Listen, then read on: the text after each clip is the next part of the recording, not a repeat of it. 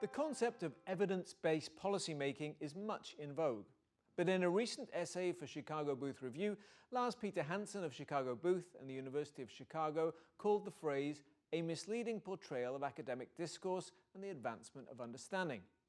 Evidence, he noted, seldom speaks for itself, but instead requires a model or a conceptual framework.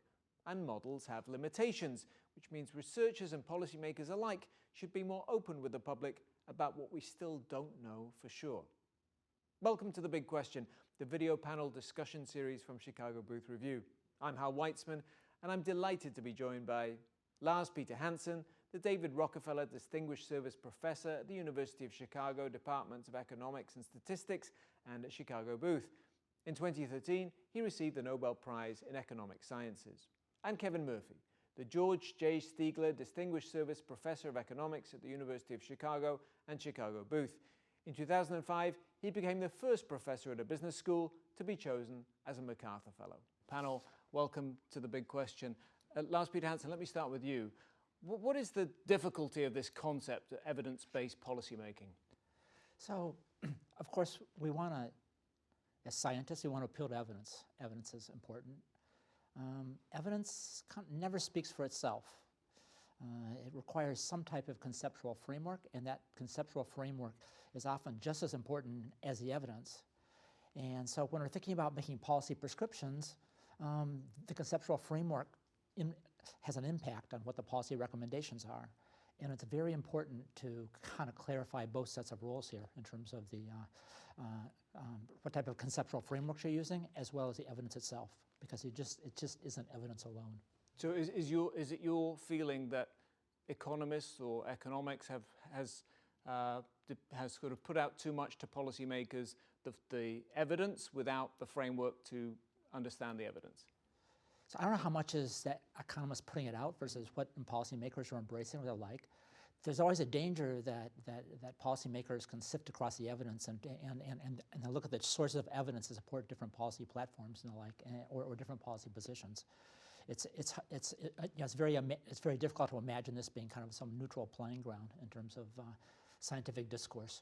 But in general, we want to sort of focus less on telling policymakers what to think and more on kind of helping them on thinking about how to think. I think it's both. We certainly want to help them think about how to think, and then along the way, then that will improve the type of decision making. That'll improve the type of outcomes as well.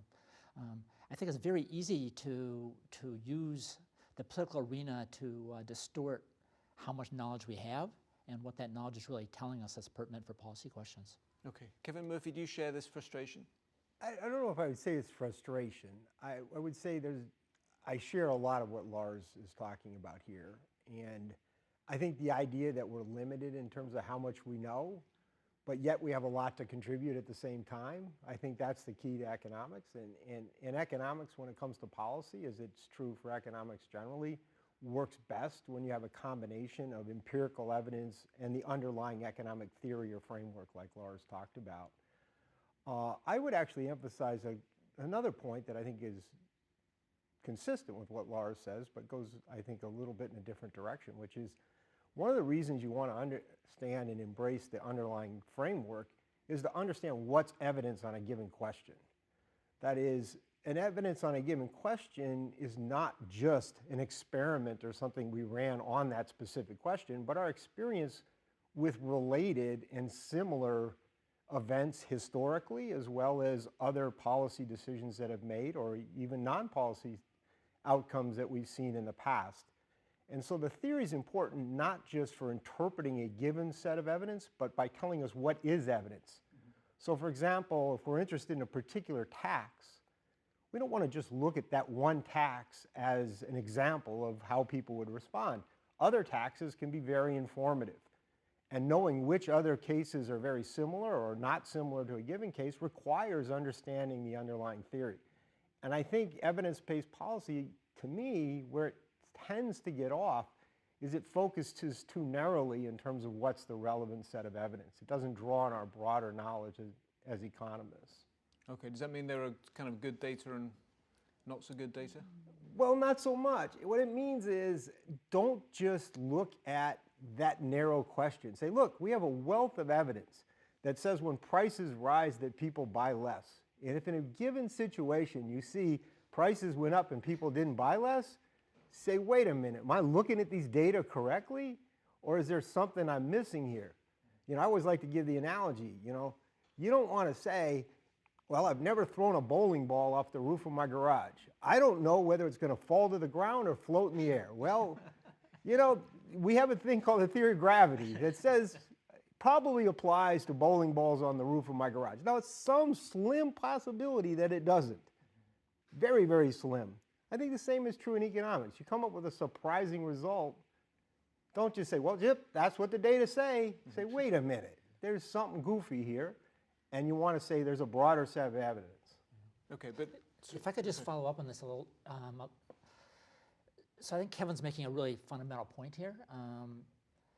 When we build models, when we build, part of me is an econometrician. When we build econometric models, one of the aims of those is to take situations in which you've got lots of data richness and to be able to extrapolate in places in where you don't have that richness. That's the whole essence of the hardest part of policy analysis, is to say, well, we have this rich evidence over here. What's going to happen when I change the environment in some specific way? And what are good, sensible things to say? And what are good, sensible predictions to make? And I think that's really central to this kind of having a conceptual framework. That's what we need to have it in order to have any hopes of doing very ambitious policymaking.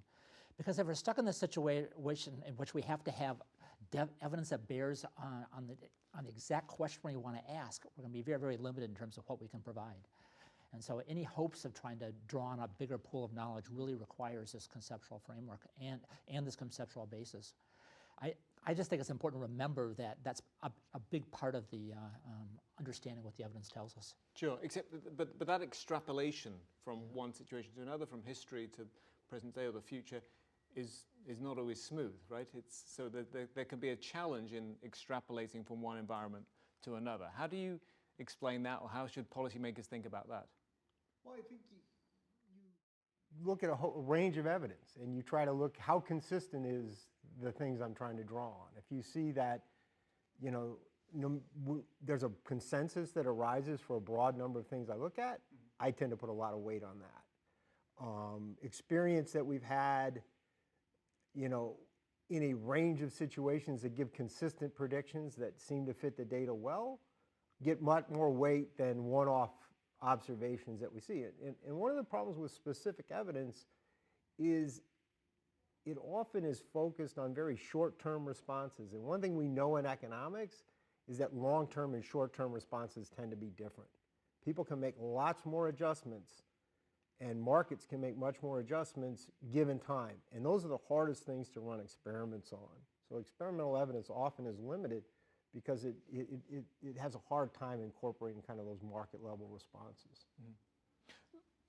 Lars Peter Hansen, you talked about some of the challenges of using quantitative modeling in economic policy, and one of them was about the uncertainty. Policymakers typically don't like uncertainty. They don't like ranges of numbers. They like specific numbers. Yeah. Talk about some of those challenges. Yeah, so there's kind of this interesting phenomenon that takes place. On the one hand, economists who want to influence policymaking often make statements with great confidence about outcomes. And then different economists will make conflicting statements, all with great confidence. And then the rest of the public says, well, economists, you know, what do they know? They're just, you know, sitting out there making these bold predictions when they don't see, and they can't seem to agree on, you know, some of the fundamental questions. And I think that in some sense undermines our long-term impact in terms of policy.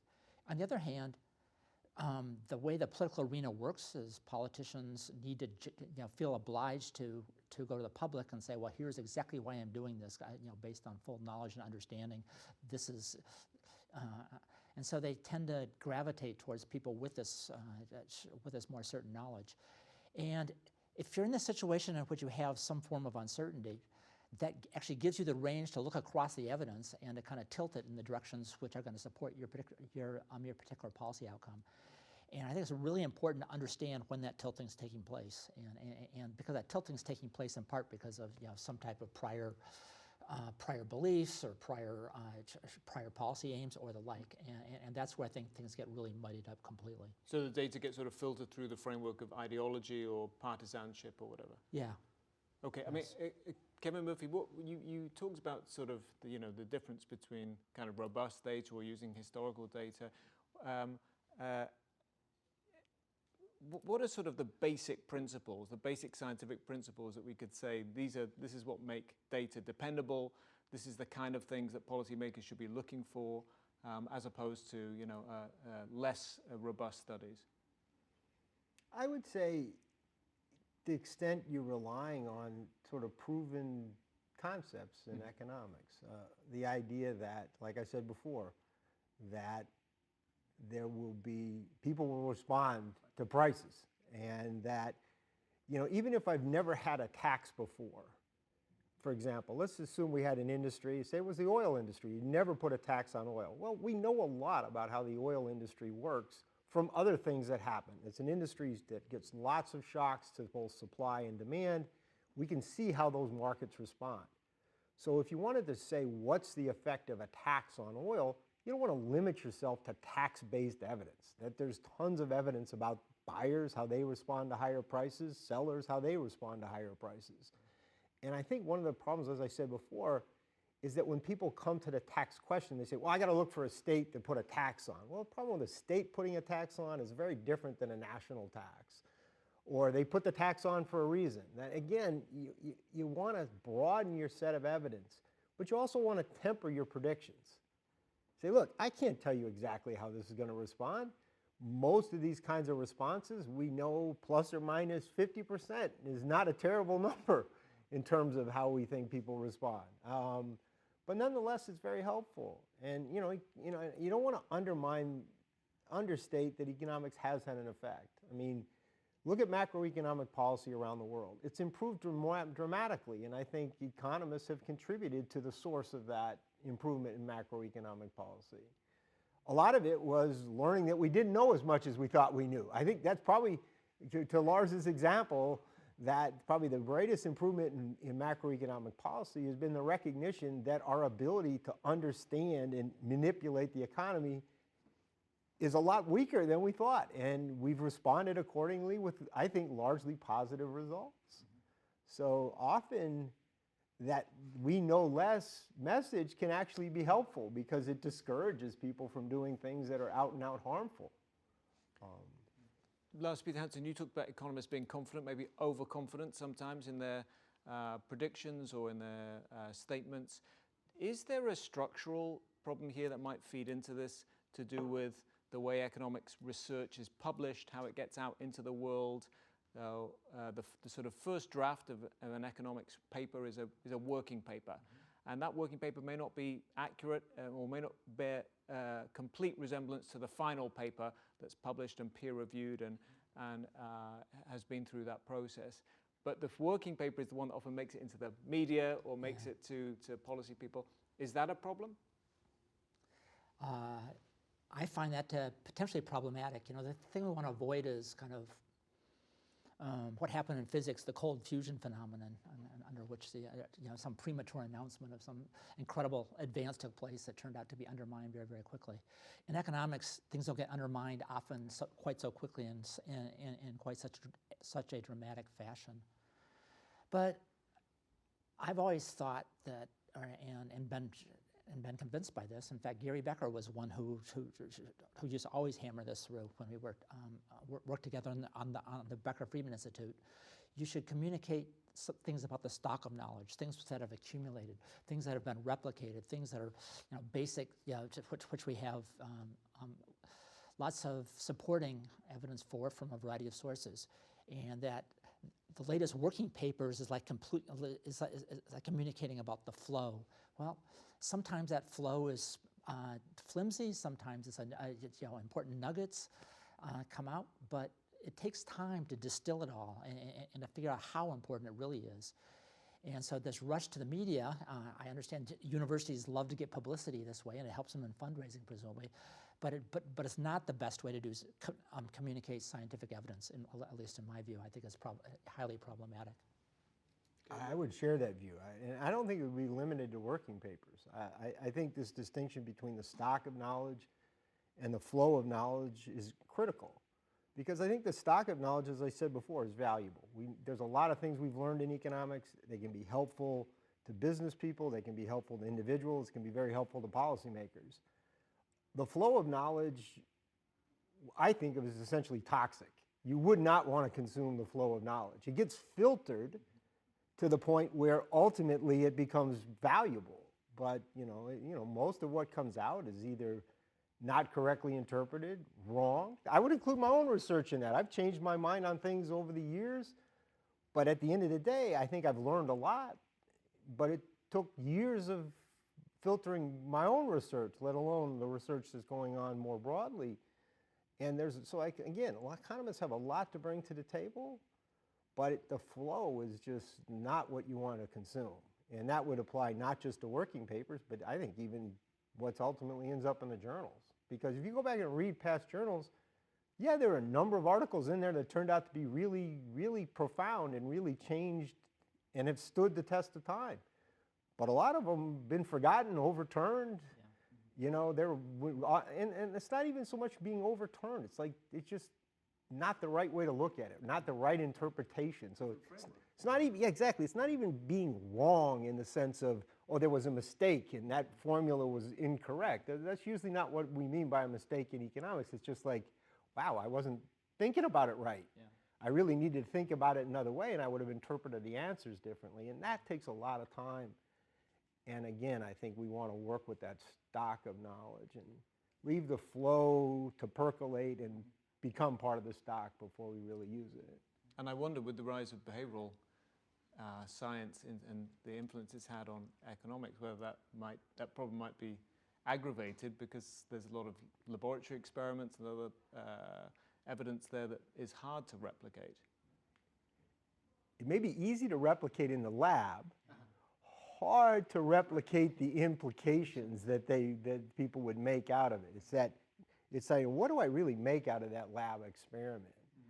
What do I make out of the fact that if I give you $1, you give some of that to the guy across from you? Does that really mean you really care that much about people? Do I see that behavior in the actual world? And it's going to be different, and that takes its own time.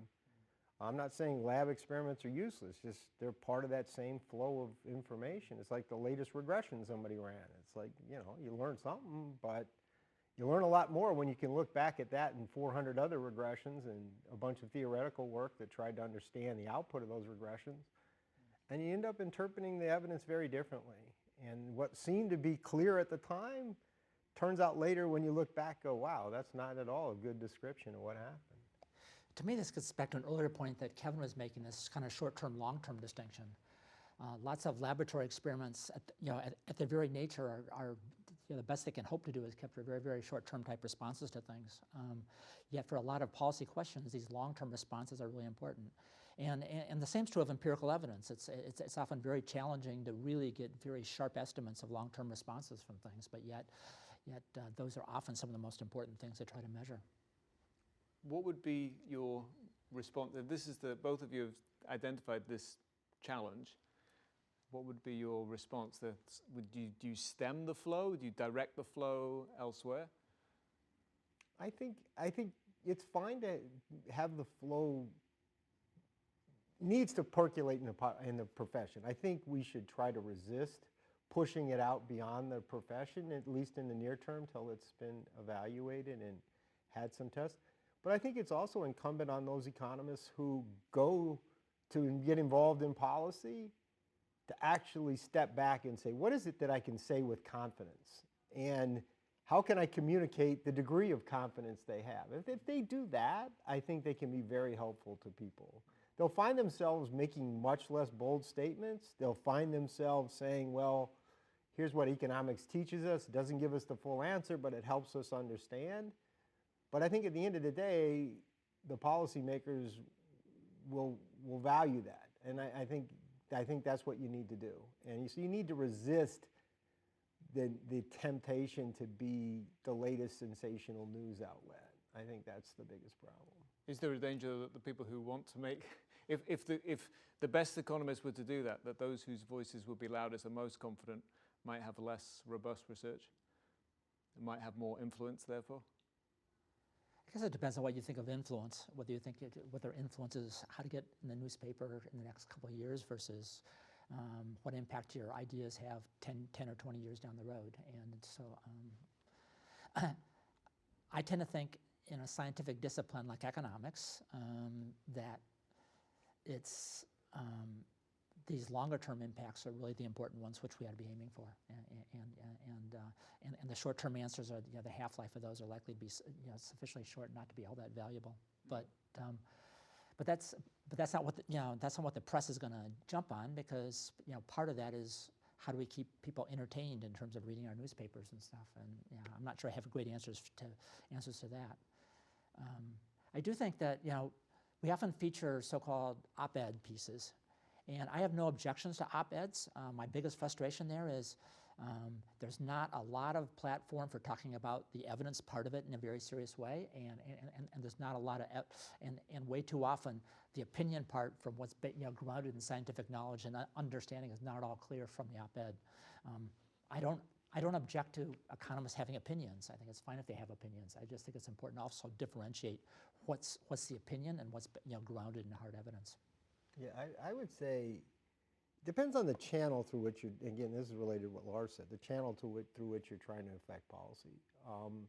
I've had really great experience when I've gone to talk to people, for example, the Congressional Budget Office, and talk to them about policy. And they, when I've gone there and talked to people in a variety of groups, they ask great questions. They're interested in what the research has to say. They're interested in the limits of what we can say. So I think you're talking about people who on the staff of the the professional policy people, not elected politicians. Yeah, they really have an interest. So if you really want to add value to me, that's a great place to really try to talk to people, because you have a waiting audience. Again, it's not a surprise that the central banks have listened and responded, because they have a professional staff. The people in charge often have a lot of interest in knowing the right answer. It's not surprising in political debate, there's not a whole lot of interest in knowing the right answer, right? That's not the name of the game. I mean, again, economics has a lot to say. It's not surprising in situations where there's not much incentive to get the right answer that you don't get the right answers. And in cases where people are incentivized and have to live with the consequences of bad policy, much more interest in getting that valuable input. Those are the places I think economists can really have the most positive effect. Right. I guess I'd be happy to echo that, but I think not only places like the Congressional Budget Office, I think it's true in the research departments of central banks, and all the way up to the leaders of those departments. I think are very, very keen on kind of what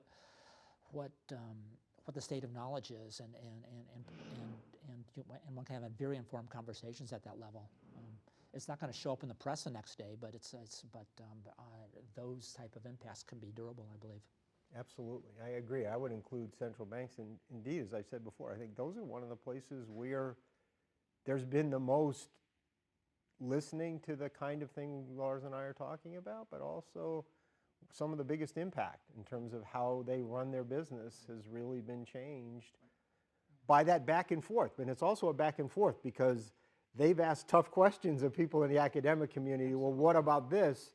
We need to worry about this problem. You can go off and worry about your problems, but we got this real problem. Can you help us? And there's been a lot of back and forth, I think, with central bankers and academics that has proved very useful. It strikes me that central banking might be a case apart in the sense that central banks are often run by academics, they're staffed by academics, they're perhaps the most academic of all policy-making type departments. So I wanted to ask you about some specific challenges in policy-making more generally, and I know you have some views, Kevin Murphy, on how some of the challenges of translating data over or research over to issues like minimum wage, tackling inequality more generally. Well, again, I think this is where, for me, on inequality is where a framework really helps. because, you know, when you talk about inequality, you can talk about it in terms of the outcomes and say these people are the winners, these people are the losers. But that's not very helpful for thinking about why did this happen? How do you change what's happened? What's a logical policy response? There you really got to get back to the underlying economics. What's driving up in the labor market, for example, the wages of one group and pushing down the wages of another group? And I think there we have lots of information that's helpful for understanding that, for example, the relative demand for different skill groups in the population is an important part of the story, but the supply side is also very important. And one of the things that we know is that if you were to reduce the supply of people in a group for which wages are depressed, that will push up wages. There's overwhelming evidence from the US and elsewhere that supply matters.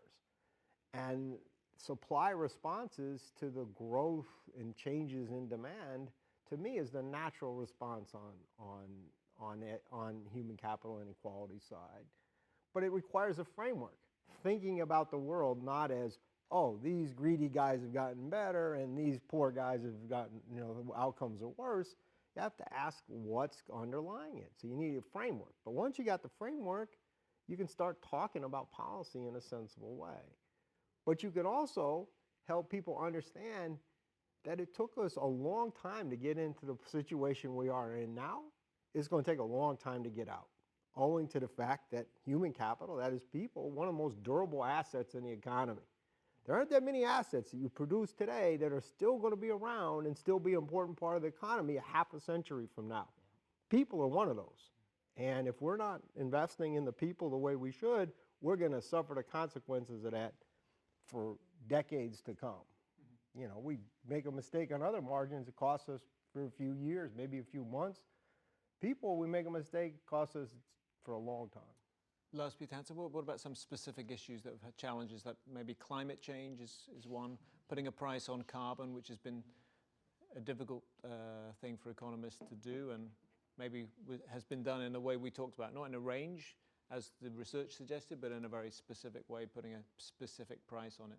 Yeah, I would probably go beyond just putting the price on carbon. I think the price of carbon has been somewhat of a naive conversation in many respects. The way economists deal with it, myself included, is, well, here's this tax. We're ignoring the implications of other taxes simultaneously. So, you know, we envision that all countries would somehow coordinate on this or the like, and it's not necessarily the best policy lever or even the most realistic policy lever per se. But I think that the more basic question has to do with framing any type of policy. Here's where uncertainty becomes important. And here's where empirical evidence is of very limited value, because we're talking about moving economies potentially into regions in which we've had very little experience. And so the best, so we can't just kind of go run a bunch of regressions and magically get credible numbers out of this. When we go and appeal to evidence from climate science, well, climate science models are very elaborate, very sophisticated, but they're also, on these type of questions, first of all, they need inputs from the economic side, and second of all, their answers aren't all that sharp. There's lots of divergences across the different model predictions and the like. So this is again a case in which I think you can say some things. But to imagine we're going to come up with some single number, such as a social cost of carbon, we should pass that on to the EPA pre-Trump and have them use that as the policy lever to try to design policy is really quite naive. Even the academic literature on this has these numbers all over the map. But so I think the more basic question is, for me anyway, this is a key example where you need models. You need some type of economic frameworks as well as geophysical frameworks put together and kind of interacted to get any type of credible treatment on what are good and sound policies going forward. Yeah, I think there's two big issues, I think, or more than two, but at least two in what Lars talked about. One is, again, uncertainty over what, quote, the number is, if there was a number. The second is understanding what that number even potentially means and how you would actually go about using it. So for example, one of the things that was done was people said, well, we're going to have this thing called the price of carbon, and all decisions are going to have to build into it the price of carbon. Well, there's a problem with that. The price of carbon exists in a world in which carbon is priced. To talk about the price of carbon in a world in which carbon is not priced is economically not valid. So for example, I can't go out and take a bunch of EPA restrictions on fleets of automobiles and evaluate whether they're good or bad and say any reduction in carbon emissions associated with the vehicles in that fleet should be priced at this, quote, price of carbon. That's just not correct. That is, the framework for which that number would apply doesn't apply to that situation. And so this idea that we should incorporate that price into all decisions isn't even supported by the models that were used to generate that price. So I don't understand, like, that's a policy that like got off the rails. It's like, okay, if I did this policy, then I would have this thing called the price of carbon, and it would have some meaning. It would still have uncertainty. There would still be all kinds of other issues. But to say, I'm not in that world in which there is this thing called the price of carbon, and I'm in this other world in which we have a haphazard mix of policies, and then I'm going to use this thing from that world in this world, makes no economic sense. And if you thought about the underlying model that generated, would it have been better not to have had a price at all? You don't have a price. You haven't priced it. If you haven't priced it, then the different margins on which you're using carbon are going to have different social impacts. And so, for example, it's going to matter if I save carbon emissions. Well, that's not the end of the story. That carbon's going to flow to somebody else. And if they were going to put it in the atmosphere, then I haven't really saved anything. In a world in which we've priced carbon across the board, I don't have to worry about. That's the unique environment in which I do not have to worry about what's going to happen to the carbon I don't use, because the value of that carbon is equalized across all those other alternatives. So whether that gets used, it's only used when people are willing to pay the price, and it won't get used if people aren't willing to pay the price. But when those other alternative uses are not priced, this idea that I should act as if it is priced is just not supported by economics. And that's an example where people took one framework and then said somehow, magically, that's going to tell me how to act in this very different world, which it doesn't, unfortunately. A very large amount of the academic literature computing the social cost of carbon really does it as what's called a pigouvian tax rate. It's like there's this externality out there, and let's figure out the right way to tax that externality. It comes out as a price when evaluated at the socially efficient outcome, taking into account that externality. So this is where Kevin's talking about the mismeasurement aspect of things. I mean, that conceptual framework isn't the one we're dealing with right now on a day-to-day basis. So you can't just extract a number computed in that particular fashion and pretend it's going to be valuable in this other setting. Yeah, it's not even like it would just be, well, it's a little bit off. It could be like miles off, like not even close. Yeah. The fact that it is the number, even if you said in the but-for world where we had a pigouvian tax, it would be the number. It ain't going to be the number in the world that we actually have. Right. And you got to think carefully about what alternative. That doesn't mean you can't do anything. You just have to say, for this experiment, is something like that number likely to be close? And it's going to vary depending on the experiment, whether that's going to be close or far from that number. But you can't just grab a number from one situation and throw it into another. And that's where understanding the theory. You don't just hand this number over to policymakers and say, I got this number, here you go. Use it however you want. You know, don't work like that. Right. I wanted to ask you finally about machine learning, Lars Peter Hansen. Will machine learning, could it help us process this flow of information that you talked about, or could it help, deaden some of the ideological frameworks that people come to these data with? So, machine learning, or will it just replicate those ideological frameworks and aggravate them? So machine learning can mean various things. I think of machine learning as a combination of some very clever computer algorithms designed to allow us to go find patterns in large-scale data sets. In the private sector, they're largely, these methods have been, to the extent they've been successful, they've been for very, very short-term forecasting and not for more basic policy questions. What I think could be attractive to economists going down the road is to kind of leverage some of the computational tractability that have come out of computer science, that have now being, statisticians are now trying to think more formally about how to rationalize and justify the methods, but to put explicit economic structure on things, to actually integrate in a formal economic framework. Because without that, we're back to this let the data speak type mentality, and you're going to be stuck answering very kind of short-term prediction type questions at best. Yeah, I would agree. I think machine learning tools as inputs into the economic analysis we talked about before that tries to combine an underlying framework with data could be very helpful, because I think one of the problems we've always had with very explicit models that people write down is to what extent are those really helping us because they capture the things we are confident we want to build in, and to what extent do they appear to help us because they impose some very ad hoc restrictions on the data.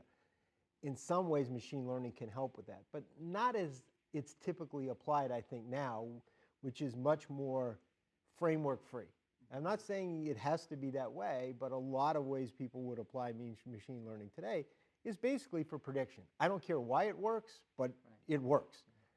For policy questions, that's rarely that helpful, because the why it works is probably going to change when you change policy. But as a tool, just like econometrics was a very useful tool for helping us understand data, there were tremendous mistakes we were making before we made progress on econometrics, but it's not an input, it's an input into that process. It's not really, it's a substitute for the overall process. So I would say add it to the mix of the toolkit we have, but stick within that point of view of economics is fundamentally about concepts and principles and data combined usefully together. If you want to know how to do that, go read Milton Friedman. He was one of the best out there at combining data and empirical evidence. And he had his axe to grind, so you got to separate a little bit of that out. Yeah. But most of the axe he was grinding, he came to as a conclusion. That's the thing about perhaps Milton. We can never escape the ideological framework completely.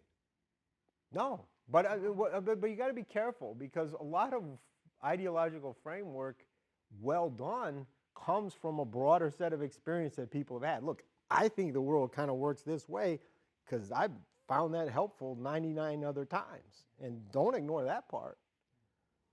Okay, well that seems like a good, helpful, positive point on which to end the discussion, because unfortunately our time is up. My thanks to our panel, Lars Peter Hansen and Kevin Murphy. For more research, analysis and commentary, visit us online at review.chicagobooth.edu and join us again next time for another Big Question. Goodbye.